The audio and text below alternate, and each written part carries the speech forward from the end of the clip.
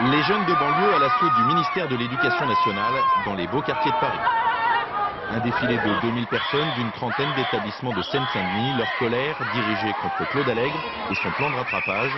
Eux préfèrent parler d'un saupoudrage qui ne résoudra pas leurs problèmes. Allègre, petit joueur, des moyens à la hauteur. Dans les classes, il n'y a pas assez de tables, il n'y a pas assez de chaises. Il nous faudrait plus de moyens. Les classes sont surchargées, il y a trop d'élèves, on est 38 dans une classe. C'est impossible de travailler, il y a de la violence, on n'en peut plus. Côte à côte avec les mêmes revendications des élèves et des professeurs. Des enseignants volontaires pour travailler dans ce département sinistré, à condition qu'on leur en donne les moyens.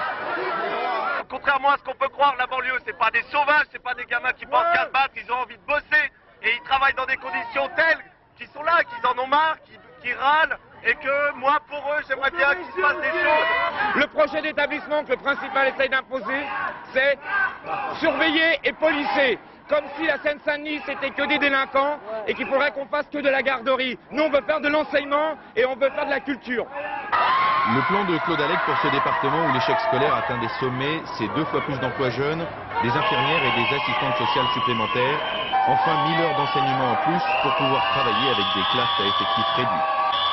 Des mesures dérisoires selon les manifestants qui sont allés ce soir au ministère demander à Claude Allègre de réviser sa copie.